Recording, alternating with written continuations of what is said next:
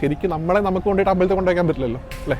അപ്പോൾ നമ്മുടെ പ്രതീകമായിട്ടുള്ള, നമ്മുടെ അറിവിൻ്റെ പ്രതീകമായിട്ടുള്ള പുസ്തകങ്ങളെ, ഗ്രന്ഥങ്ങളെ, അല്ലെങ്കിൽ നമ്മൾ ചെയ്യുന്ന തൊഴിൽ സാമഗ്രികളെ നമ്മൾ അമ്മയ്ക്ക് സമർപ്പിക്കുന്നു. അമ്മ ശക്തിയാണ്.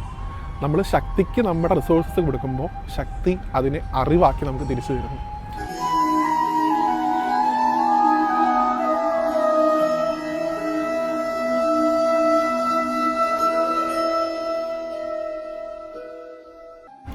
ഏട്ടാ, നവമിയായിട്ട് ബന്ധപ്പെട്ട എന്തെങ്കിലും കാര്യങ്ങൾ പറയാൻ പറ്റുമോ? നവമി എന്ന് പറയുന്ന ആ ഒരു സമയം, അതായത് നവരാത്രി ആണ് നമ്മൾ ഉദ്ദേശിക്കുക.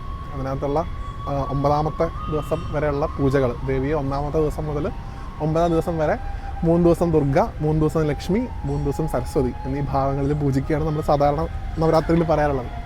നവരാത്രിയുടെ ഒരു വേറൊരു തലം എന്ന് പറയുന്നത്, ഇപ്പോൾ നവരാത്രി എന്ന് പറയുന്ന വാചകത്തിന് അല്ലെങ്കിൽ ആ ഒരു ഫ്രേസിനർത്ഥം 9 രാത്രികൾ എന്നാണ്.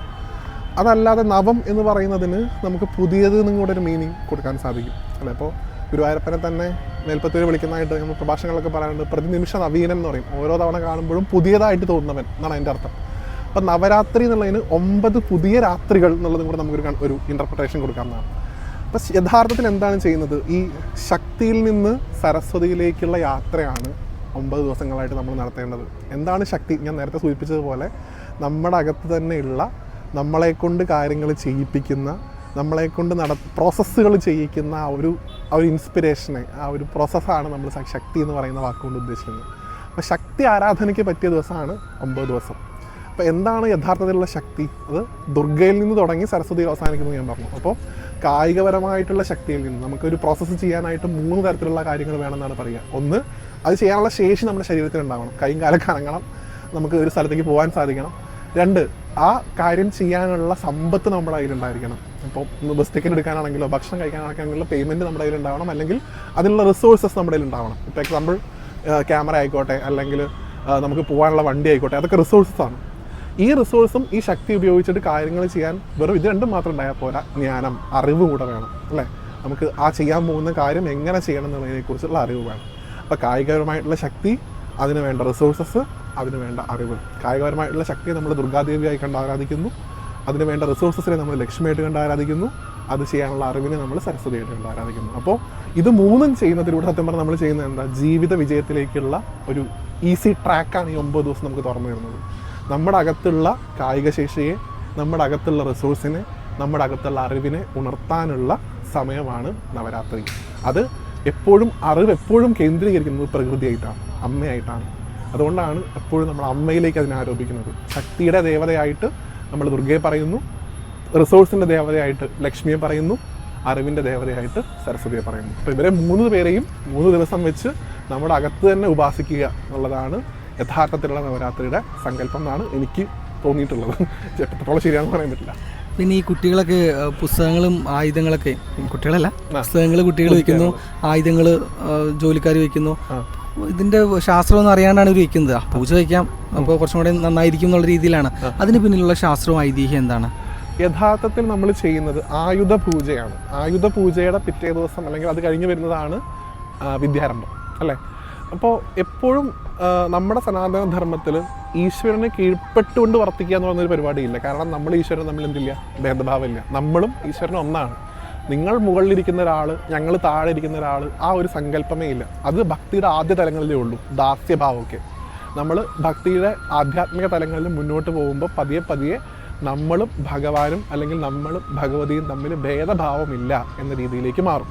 ഇപ്പോൾ നവമി നമ്മൾ പൊതുവിൽ പറയുമ്പോൾ മഹിഷാസുരനെ നിഗ്രഹിച്ച ദിവസമായിട്ട് വിജയദശമി, ആ യുദ്ധത്തിന് വേണ്ടി ഭഗവതി പൂജാതയായിട്ടുള്ള സമയത്ത് നവമി ആയിട്ടൊക്കെ നമ്മൾ പറയും. യഥാർത്ഥത്തിൽ ഈ ആയുധപൂജ എന്ന് പറയുന്ന പ്രോസസ്സിനെ തന്നെ നമ്മൾ എന്താ ചെയ്യുന്നത്? നമ്മുടെ റിസോഴ്സുകളെ, നമ്മുടെ അറിവിനെ, നമ്മുടെ കായികപരമായ ശേഷിയെ നമ്മൾ ഭഗവതിക്ക് സമർപ്പിക്കുകയാണ് ചെയ്യുന്നത്. ഒക്കെ ഒരു പ്രോസസ്സിലൂടെ കടന്നു പോകണമല്ലോ. ഇപ്പോൾ നമ്മൾ ഒരു ടൂൾ നമ്മുടെ കയ്യിലുണ്ടെന്നുണ്ടെങ്കിൽ ആ ടൂള് ഇനിയും കുറേ കാലം നമുക്ക് ഉപയോഗിക്കണം എന്നുണ്ടെങ്കിൽ അതിൻ്റെ മൂർച്ച കൂട്ടണം, അല്ലെങ്കിൽ അതിൻ്റെ ശേഷി കൂട്ടണം. ആ ശേഷി കൂട്ടണമെങ്കിൽ എന്ത് ചെയ്യണം? അത് വിദഗ്ധനായിട്ടുള്ള ഒരാളുടെ കയ്യിൽ ഏൽപ്പിക്കണം. ആ ഏൽപ്പിച്ച സമയത്ത് നമുക്ക് എന്ത് ചെയ്യാൻ സാധിക്കില്ല? തൊഴിൽ ചെയ്യാൻ സാധിക്കില്ല. നമുക്ക് അതിന് വേണ്ടിയിട്ടുള്ള സമയമല്ല. കാരണം അവിടെ ഭാവിയിൽ നമുക്ക് അത് ബെറ്ററായിട്ട് യൂസ് ചെയ്യാനുള്ള പ്രോസസ്സ് നടന്നുകൊണ്ടിരിക്കുകയാണ്. അപ്പം നമ്മൾ നമ്മുടെ കയ്യിലുള്ള റിസോഴ്സ്, നമ്മൾ അതിൻ്റെ പ്രതീകമായിട്ടാണ് നമ്മൾ പുസ്തകങ്ങൾ കൊടുക്കുന്നത്. ശരിക്കും നമ്മളെ നമുക്ക് കൊണ്ടുപോയിട്ട് അമ്പലത്തിൽ കൊണ്ടുവയ്ക്കാൻ പറ്റില്ലല്ലോ അല്ലേ. അപ്പോൾ നമ്മുടെ പ്രതീകമായിട്ടുള്ള, നമ്മുടെ അറിവിൻ്റെ പ്രതീകമായിട്ടുള്ള പുസ്തകങ്ങളെ, ഗ്രന്ഥങ്ങളെ അല്ലെങ്കിൽ നമ്മൾ ചെയ്യുന്ന തൊഴിൽ സാമഗ്രികളെ നമ്മൾ അമ്മയ്ക്ക് സമർപ്പിക്കുന്നു. അമ്മ ശക്തിയാണ്. നമ്മൾ ശക്തിക്ക് നമ്മുടെ റിസോഴ്സസ് കൊടുക്കുമ്പോൾ ശക്തി അതിനെ അറിവാക്കി നമുക്ക് തിരിച്ചു തരുന്നു. അതാണ് അവിടെ ചെയ്യുന്നത്. അപ്പോൾ നമ്മൾ പുസ്തകം വെച്ചിട്ട് പഠിക്കാൻ സാധിക്കില്ല. അത് പറയുന്നതിൻ്റെ അർത്ഥം നമ്മൾ അമ്മയിലൊരു കാര്യം ഏൽപ്പിച്ചിട്ടുണ്ട് അല്ലേ? അമ്മയുടെ സമയമാണിപ്പോൾ. ആ ഒരു സമയം നമ്മൾ അമ്മയ്ക്ക് കൊടുക്കുന്നത് എന്തിനു വേണ്ടിയിട്ടാണ്? ആ ആയുധങ്ങളെ മെച്ചപ്പെടുത്താനായി, ആ ആയുധങ്ങളെ അറിവാക്കി എനിക്ക് തിരിച്ചു തരാനായിട്ടാണ് അമ്മയ്ക്ക് അത് കൊണ്ടുപോയി കൊടുത്തിട്ടുള്ളത്. അമ്മ നവമിക്ക് അല്ലെങ്കിൽ അഷ്ടമിക്ക് അത് സ്വീകരിച്ച്, അഷ്ടമിയും നവമിയും അമ്മ നമ്മളെ സംരക്ഷിച്ചാൽ, അമ്മ എങ്ങനെയാണോ സംരക്ഷിക്കുന്നത് അതുപോലെ സംരക്ഷിച്ച് വിജയദശമിക്ക് വിജയങ്ങളോടുകൂടി നമ്മളെ തിരിച്ചനുഗ്രഹിക്കുന്നു, അറിവ് തന്ന് അനുഗ്രഹിക്കുന്നു എന്നാണ് സങ്കല്പം. അപ്പോൾ ഒരു പുസ്തകം പൂജ വെക്കുന്നതിലൂടെ പിന്നെ പഠിക്കാൻ പാടില്ല അങ്ങനെയൊക്കെയുള്ള സെയിൻസൊക്കെ നമ്മൾ പറയാറുണ്ട്. പൊതുവിൽ എന്താ ഉദ്ദേശിക്കണേ? നമ്മൾ നമ്മുടെ ആത്മസമർപ്പണത്തിലൂടെ കടന്നു പോയിക്കൊണ്ടിരിക്കുന്ന ഒരു സമയമാണത്. ആ സമയത്ത് മറ്റു കാര്യങ്ങൾ നമുക്ക് നാമം ചൊല്ലാൻ പാടില്ല എന്നോ അല്ലെങ്കിൽ കീർത്തനങ്ങൾ പാടാൻ പാടില്ല എന്നൊന്നും ആ സമയത്തില്ല.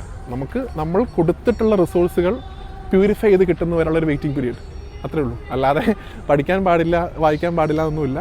അമ്മ അക്ഷരമാണ്. അമ്മ ശ്രീമാത്രേ നമ എന്നാണ് നമ്മൾ പറയുന്നത് ലളിതാ സഹസ്രനാമത്തിൽ. ആദ്യത്തെ അക്ഷരം പോലും അമ്മയാണ്. അപ്പോൾ അക്ഷരങ്ങളെ സ്മരിക്കുന്നത് എങ്ങനെയാണ് അമ്മയെ നിന്ദിക്കുന്നതാവുന്നു? ഒരിക്കലും അങ്ങനെയില്ല. നമുക്കതൊക്കെ ചെയ്യാം. പക്ഷേ നമ്മുടെ റിസോഴ്സസ് അമ്മയുടെ കയ്യിലാണ്. അമ്മ അത് പ്യൂരിഫൈ ചെയ്യുന്നവരെ നമ്മൾ വെയിറ്റ് ചെയ്യുന്നത് മാത്രം. നമസ്കാരം, ഹരേ കൃഷ്ണ. പ്രത്യേകിച്ച് ഈ ഏട്ടനെ പരിചയപ്പെടുത്തേണ്ട കാര്യമില്ല. എല്ലാവർക്കും, എല്ലാ ഭക്തജനങ്ങൾക്കും അറിയാവുന്ന ഒരു വ്യക്തി, ഒരു മഹത് വ്യക്തി തന്നെയാണ് വ്യാസൻ എന്ന നാമധേയത്തിലുള്ള ഈ ഏട്ടൻ. ഇദ്ദേഹത്തിന്റെ സ്വദേശം പാലക്കാടാണ്. ഏട്ടനുമായി ഒരുപാട് സംസാരിക്കുവാനായിട്ട് സാധിച്ചു. കൂടെ ഒരുപാട് അറിവുകൾ അദ്ദേഹത്തിൽ നിന്നും ലഭിക്കുകയുണ്ടായി. എല്ലാത്തിനും ആ ശക്തിയോട് നന്ദി പറയുന്നു. നവരാത്രിയുമായി ബന്ധപ്പെട്ട ഇദ്ദേഹം പറഞ്ഞ ഓരോ കാര്യങ്ങളും ഭക്തജനങ്ങൾക്ക് എല്ലാവർക്കും അത്രമേൽ ഉപകാരപ്രദമായെന്ന് കരുതുകയാണ്. ഏറ്റവും ലളിതമായി തന്നെയാണ് ഓരോ കാര്യങ്ങളും അദ്ദേഹം നമുക്ക് പകർന്നു നൽകിയത്. പിന്നെ എടുത്തു പറയുവാനുള്ള മറ്റൊരു കാര്യം, ഇന്നത്തെ ഈ വീഡിയോ സ്പോൺസർ ചെയ്ത ആന്റിയെ കുറിച്ചാണ്. ദിവ്യ എന്നാണ് ആന്റിയുടെ നാമധേയം. കൊല്ലത്താണ് സ്വദേശം. സ്വന്തം മക്കൾക്ക് എല്ലാവിധ ഐശ്വര്യവും നേർന്നുകൊണ്ടാണ് ആന്റി ഈ വീഡിയോ സ്പോൺസർ ചെയ്തിട്ടുള്ളത്. ആ വലിയ മനസ്സിന് എന്നും ആന്റിയുടെ കുടുംബത്തിന്റെയും കൂടെ ഭഗവാൻ ഉണ്ടാവട്ടെ എന്ന് ഈ വേളയിൽ പ്രാർത്ഥിക്കുന്നു. ആദ്യമായിട്ടാണ് നമ്മുടെ ഇംഗ്ലിമെന്റ് കൃഷ്ണ കൂട്ടായ്മയിലുള്ള ഓരോ വീഡിയോകളും നിങ്ങൾ കാണുന്നത് എങ്കിൽ ചാനൽ ഒന്ന് സബ്സ്ക്രൈബ് ചെയ്യുക. കൂടെ പരമാവധി മറ്റുള്ള ഭക്തജനങ്ങളിലേക്കും ഓരോ അറിവുകളും എത്തിച്ചു നൽകുകയും ചെയ്യുക. ശരി, അപ്പോൾ വേറെയൊന്നും ഇല്ല കേട്ടോ. എത്രയും പെട്ടെന്ന് തന്നെ അടുത്ത ക്ഷേത്ര വീഡിയോകളും ഭഗവാന്റെ കൊച്ചു കൊച്ചു അറിവുകളും പ്രാർത്ഥനാ രീതികളൊക്കെ ആയിട്ട് നമുക്ക് കാണാം. ഭഗവാൻ ആ കള്ളക്കണ്ണൻ എല്ലാവരെയും 2 കൈ നീട്ടി ഈ വേളയിൽ അനുഗ്രഹിക്കട്ടെ എന്ന് പ്രാർത്ഥിച്ചുകൊണ്ട് നിർത്തുകയാണ്. കാണാം, പാക്കെല്ലാം. നന്ദി, നമസ്കാരം.